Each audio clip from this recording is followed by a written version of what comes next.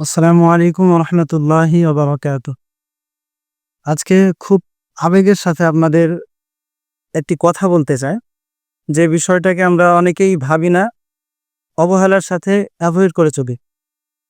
আমি কথা বলবো আজকে জিহ্বার ব্যাপারে, যে এই যে জিহ্বা আল্লাহ তাআলা দিয়েছেন, তার সাথে সাথে কথা বলার যে ক্ষমতা, এই জিহ্বার মাধ্যমে আমরা আমাদের মনের কথাগুলো আমরা শেয়ার করতে পারি, আমাদের প্রয়োজনীয় কথাগুলো বলে প্রয়োজন পূরণ করতে পারি।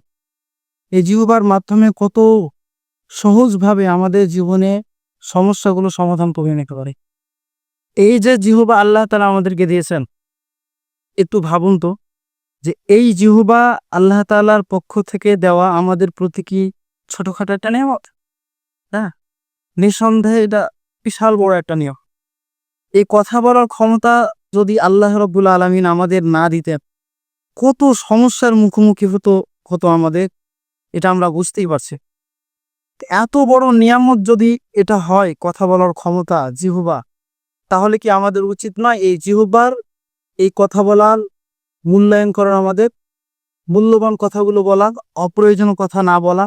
অবশ্যই এটা একজন মুমিনের করণীয় কর্তব্য, অন্যতম তার একটা বৈশিষ্ট্য। কিন্তু দুর্ভাগ্যজনক হলো এটাই সত্য, আজকে আমাদের সমাজের অধিকাংশ মানুষই এই জিহ্বার ক্ষেত্রে, কথা বলার ক্ষেত্রে আমরা খুব একটা সজাগ সচেতন নই। আমরা আমাদের জিহ্বা দিয়ে যা ইচ্ছে তাই বলে ফেলি।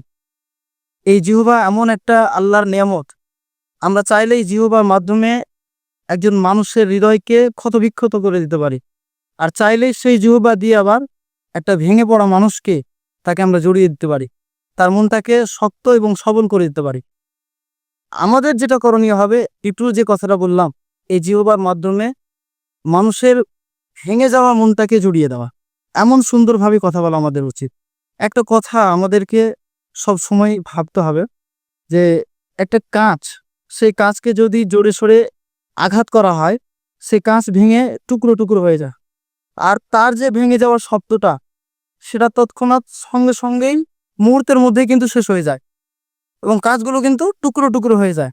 সেই টুকরো টুকরো কাঁচগুলোকে যখন আমরা স্পর্শ করতে যাই, তখন সেগুলো থেকে আমরা আঘাত পাই, আমাদের ক্ষতি হয়, কোনো জায়গায় অংশ কেটে যায়, এরকম ব্যাপারটা হয়ে থাকে।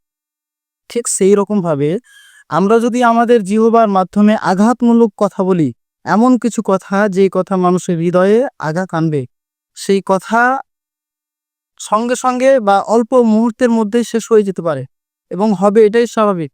কিন্তু যে আঘাতমূলক কথাটা তার হৃদয়ে গেঁথে গেছে, সেটা কিন্তু শেষ হয়ে যাবে না, সেটা দীর্ঘমেয়াদী পর্যন্ত থেকে যায়। অনেক সময় সারা জীবন মানুষ সেটাকে স্মরণ করে রাখে, আর কি ভুলতে পারে না। তো আমরা আমাদের জিহ্বা দিয়ে খারাপ নয়, বরং ভালো কথা বলবো। আল্লাহ তাআলা কোরআনুল কারীমে বলেছেন, ওয়াকুলু লিন্নাসি হুসনা, তোমরা মানুষের সঙ্গে সুন্দর কথা বলো, ভালোভাবে কথা বলো। অন্যদিকে রাসূলুল্লাহ সাল্লাল্লাহু আলাইহি ওয়াসাল্লাম তিনি হাদিসের মধ্যে স্পষ্টই বলেছেন, আল মুসলিমু মান সালিমাল মুসলিমুনা মিন লিসানিহি ওয়া ইয়াদিহি, প্রকৃত মুসলমান সেই ব্যক্তি যার জবানের দ্বারা এবং হাতের দ্বারা অন্য কোনো মানুষ নিরাপদ থাকে। আসুন আমরা জিহ্বা দিয়ে যা ইচ্ছে তাই নয়, খুব সতর্কতার সাথে কথা বলি, এমন কিছু কথা বলি যেগুলো আমার জন্য উপকারে আসবে, যেগুলো মানুষের জন্য উপকারে আসবে। আসসালামু আলাইকুম রহমতুল্লাহ।